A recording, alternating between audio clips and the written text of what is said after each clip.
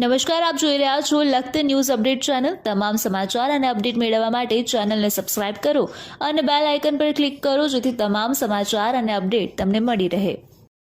લખતર બસ સ્ટેન્ડની અંદર પ્રવેશવાના નાળા ઉપર તે ખાડો પડતા આ ખાડો બસના પાટા અને લોકોના મણકા તોડતો હોવાનું લોકમુખેથી સાંભળવા મળ્યું।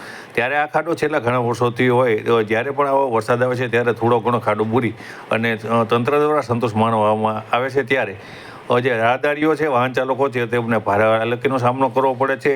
લખતર બસ સ્ટેન્ડની અંદર દરરોજ કેટલાય લોકો મુસાફરો આવે છે અને તેમની સાથે તેમને મૂકવા વાહન પણ આવે છે અને લેવા પણ આવે છે। ત્યારે વાહન ચાલકોને પણ ભારે મુશ્કેલીનો સામનો કરવો પડે છે। ત્યારે જે વાહનોને પાટા નથી હોતા તેમના જમ્પરને ભારે નુકસાન થઈ રહ્યાનું પણ લોકમુખેથી સાંભળવા મળી રહ્યું છે।